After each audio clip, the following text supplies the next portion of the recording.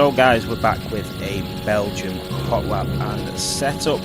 This is Ed again with an absolutely phenomenal lap here in Spa. So we're going to walk you through his astonishing lap and then we'll go through the setup afterwards.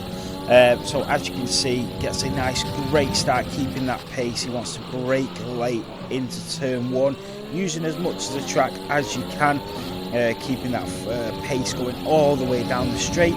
You're coming up to a Rouge, and this is the tricky part of the track, but you really want to keep that pace. Do not slow down. You don't want to be turning too much into them corners. You want to get the right line. Once you get the right line, you don't need to do too much more.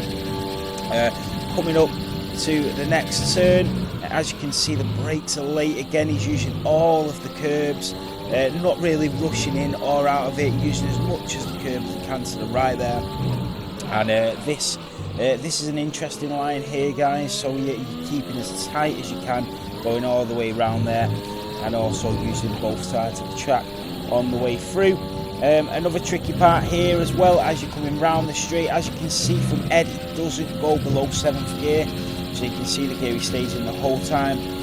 Coming over to the next corner as well, the right and left hander, as you can see, doesn't go any lower than 4th, stays in that gear, then gears back up, comes around the right hander, going all the way to the right, keeping them two wheels on the track.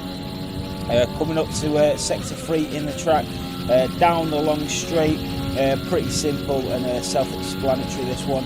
Everybody's pretty used to this. You can pretty much bomb it all the way through, you don't need to brake at all. Then coming up to the tricky part, see how late he brakes, but he stays in 2nd gear, comes through right, left and up to the finish line for an astonishing 1:41.077 in Belgium. A fantastic lap, guys. So the breakdown, as you can see, coming into tier 1, look how late he brakes, and he comes into the corner, keeps it tight, but comes out very wide as well, coming out that bend, down towards the straight, a Rouge here. Look at the line that Ed takes here, coming over that curb, just touching the right curb and going right over the 3rd left curb.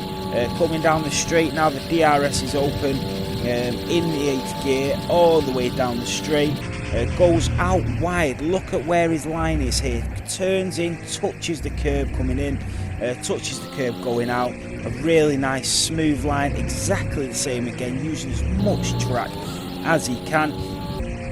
Look how tight he goes to this. Look how tight he goes, guys. I usually see a lot of guys going wide and coming into this. He keeps it tight all the way, doesn't even touch the outside curb. And coming into this one as well, using as much track as he can, keeping them two wheels so he doesn't invalidate his lap time. As you can see here, he stays in 7th gear all the way round here for a split second and then back up to 8th. Doesn't brake at all, so if you get the right line there, you won't need to brake. Coming into the right and left hander, as you can see, just swings it right, swings it left, keeps it balanced, just slightly touches the curb and comes round. And for the two right handers, you've got to use as much track as you can. If you want pace and you want a good lap, you need to use as much track as you can. Use them track limits, just don't go over. Coming all the way down the straight, not a single brake, 8th gear all the way. Do not brake, guys, you will lose so much time. As you can see, he brakes so late here, turns in, see the line, he wants to be coming into this final turn, he doesn't want to be going over that side, he wants to dive into that, coming through the finish line with a fantastic time.